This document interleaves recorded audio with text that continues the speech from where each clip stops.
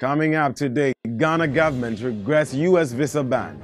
President off to three-nation tour. President appoints envoys to EU and Norway. Starving lions at Achimota Zoo. El Chapo's alleged sexual relations with underage girls. Nigeria's vice president safe and sound after helicopter crash on campaign trail. And Bow Wow arrested and charged with battery. Hello there, warm welcome to you. You're watching the updates on DGN. My name is Godwin Nambo.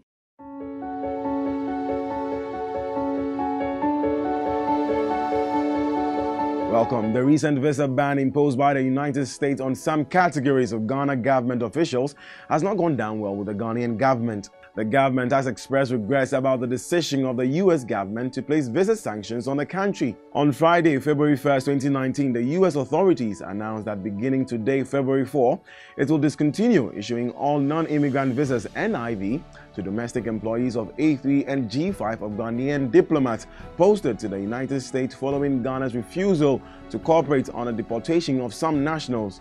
Now, the U.S. Embassy in Accra said A3 and G5 visa applications will be processed, but no visas in these categories will be issued, while these restrictions remain in effect. According to the statement, the application will remain pending the lifting of the visa restrictions. The embassy indicated that in addition, consular officers will limit the validity period and number of entries on new tourist and business visas B1, B2, and B1, B2 for all Ghanaian executive and legislature branch employees, their spouses, and their children under 21 to 1 month single entry visa. There will also be limits on the validity and number of entries on new tourist and business visas for all Ghanaian and executives and legislative branch employees to 1 month single entry visas. U.S. Ambassador to Ghana Stephanie S. Sullivan told journalists in Accra last Friday that the Ghanaian government had allegedly failed to cooperate with U.S. authorities in ensuring the deportations of some 7,000 Ghanaians from the U.S. since 2016. This issue appears in public discourse and is often a highly contentious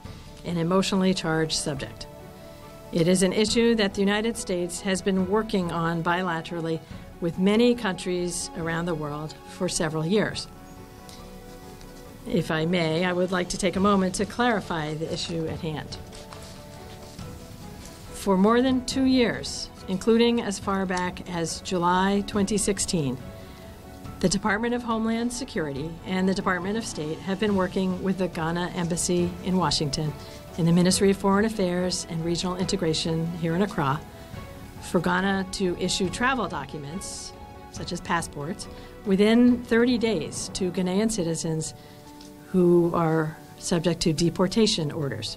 On the other side, the Ministry of Foreign Affairs and Regional Integration, in a statement issued on Saturday, said the allegations by the U.S. authorities are unfounded and the sanctions imposed on Ghana are without any justification whatsoever. According to the statement, the Ghanaian government, through the Foreign Affairs and Regional Integration Ministry, I quote, has always cooperated with the U.S. authorities in the processing and removal of Ghanaian citizens who have been cited for deportations from the U.S. to Ghana. It also said, and I quote, as is the requirement and in accordance with international law, the Ghana Embassy in Washington, D.C. undertakes identification and verification processes to ensure that all persons earmarked for deportation to Ghana are bona fide citizens of Ghana. The U.S. ambassador has, however, raised concern about ensuring that those earmarked are Ghanaian citizens, as she believes Ghana should be responsible for those who possess its passport and claim to be its nationals. But government, in a counter-argument, said all countries undertake these processes to accept their deported citizens from all over the world, and it is not peculiar to Ghana and the U.S.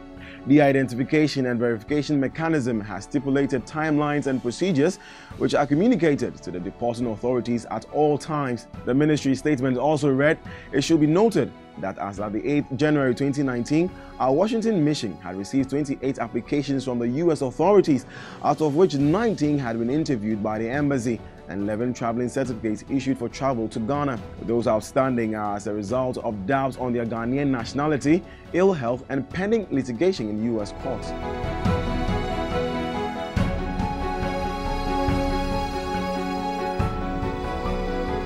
President Akufo-Addo is in South Africa to begin an 8-day working visit. Tour will also take him to United States and Ethiopia.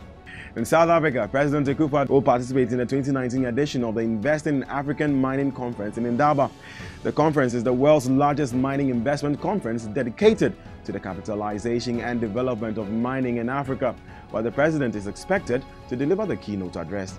In the United States of America, the president, at the invitation of the National Prayer Breakfast Host Committee, will attend and deliver a keynote speech at the 67th Annual National Prayer Breakfast to be held on Thursday, 7 February 2019. He will also participate in a fundraising event for the construction of the National Cathedral. In Ethiopia, President Akufo-Addo will lead Ghana's delegation to the 32nd Ordinary Session of the Assembly of the African Union, AU, which is being held on the theme Refugees, Returnees and Internally Displaced Persons Towards Durable Solutions to Forced Displacement in Africa.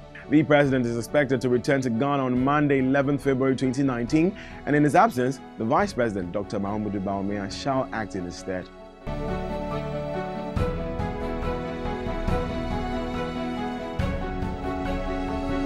And now, President Akufo-Addo has presented letters of credence to two new ambassadors, Harriet Senna-Siam Boateng and Jennifer Latte, to represent Ghana's interest in Brussels, Belgium, and Oslo, respectively. Mrs. Siam Boateng has the added responsibility to serve as Ghana's permanent representative to the European Union, EU, in Brussels. After administering the oath of office, secrecy, and allegiance at the Jubilee House, the president charged the two envoys to consider none but the country's interests as paramount in anything they do during their duty tour of the accredited countries. According to a speech by the president, and I quote, "You are the most visible symbol of our country out there, and in all your actions, you must jealously guard our country's image, and I am confident that this is a charge that both of you will uphold." He, however, expressed confidence in the appointees and could personally attest to their competence for the fact that he has had the opportunity to work with them while serving as foreign minister in former President John Kufuor's administration. Responding on behalf of the appointees, Mrs. Harriet Senna-Siam Boateng said they are aware of the commitment of the president to bring prosperity to Ghana. So they therefore assured him that they would work with a deep sense of commitment and humility in order to complement his efforts at transforming Ghana from a raw material producing country into an industrial one.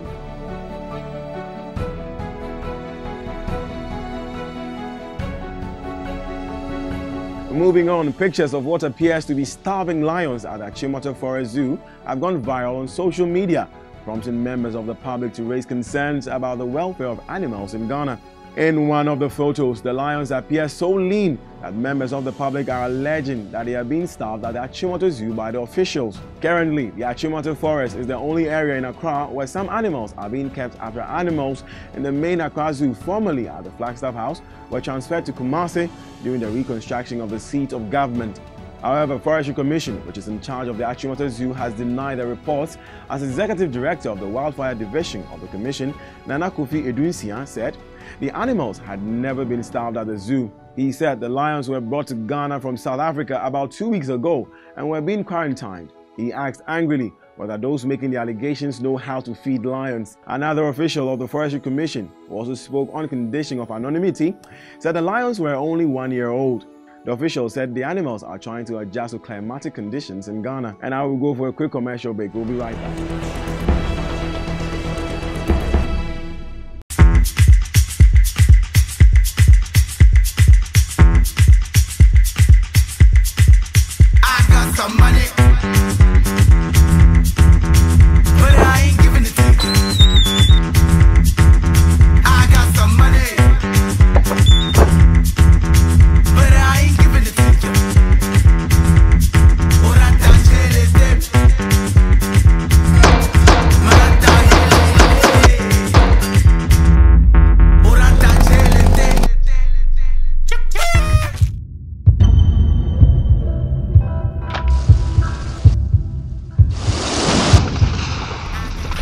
There is nothing as hard as a diamond. For buildings with superior strength that withstand all weather conditions, Diamond Cement should be your preferred choice. Locate Diamond Cement nationwide with factories in Aflao, Takrady and Bupe. Diamond Cement, as hard as a diamond.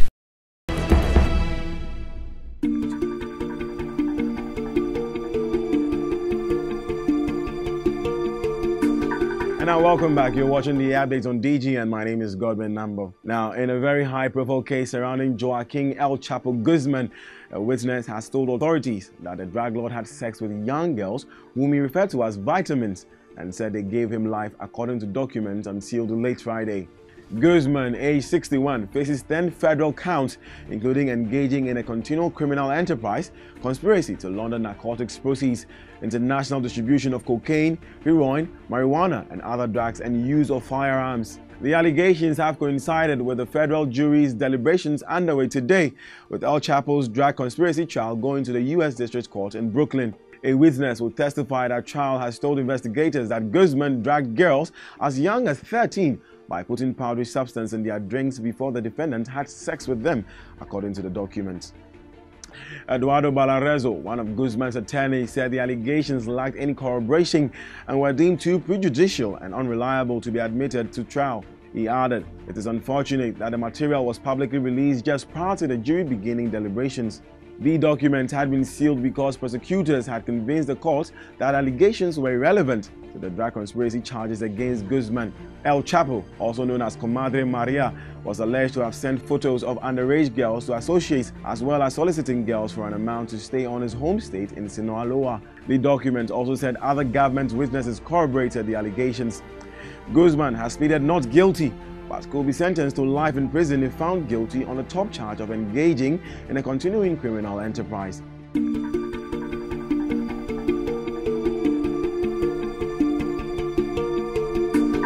And now Nigeria was left in anxiety as news broke out that the Vice President Yemi Osibanjo escaped unhurt after his helicopter crash landed on Saturday. Pictures from the scene show the helicopter on its side after the incident in Kaba, a town in Kogi State in the central region of Nigeria. According to CNN, Osibanjo was on the campaign trail for his All Progressive Congress (APC) party ahead of this month's general elections and delivered a speech as planned shortly after the crash. Vice President Osibanjo also tweeted a video campaigning and showing appreciation to the crew and his well-wishers. Meanwhile, Nigeria's general elections are due February 16.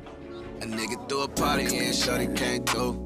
Looking good as hell, stepped in with your crew. Them Spanish bitches had my attention and you knew. And then you stormed off, shit, I can't be mad at you. And last night I drank so much, can't lie, I be missing your touch. I been stressing in my feelings too much. I gave my heart to a girl and it got crushed. Shit, I wish I never met her. Shit, I wish I never met her. And I wish I never met her. And finally, in entertainment, rapper Bow Wow has been charged with misconduct and battery over the weekend.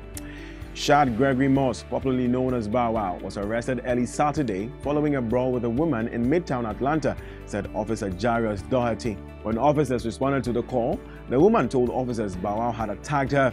But on the contrary, the rapper in his defense complained that the woman had rather assaulted him. This left officers in a state of confusion, thereby charging both with battery. Both suffered minor injuries and were taken to the Fulton County Jail. According to reports, rapper Bow Wow was released from jail Saturday afternoon after he had been held on $8,000 signature bond, jail records show. Bow Wow's attorney Joe Abaki argued that his client was wrongfully arrested. However, Abaki added that the rapper feels strongly that a man shouldn't lay hands on a woman, even in self-defense, hence his inability to retaliate. So that will be all for today's updates, but do well to visit our website at dailyguidenetwork.com for more news, or follow us on social media via Facebook, Instagram, and YouTube at the Daily Guide Network for stories in and around the world. The update is brought to you by Diamond Cement and powered by Press Express and supported by Casa Clothing. As always, many thanks for watching. My name is Gobin Nambo. Enjoy the rest of our programs.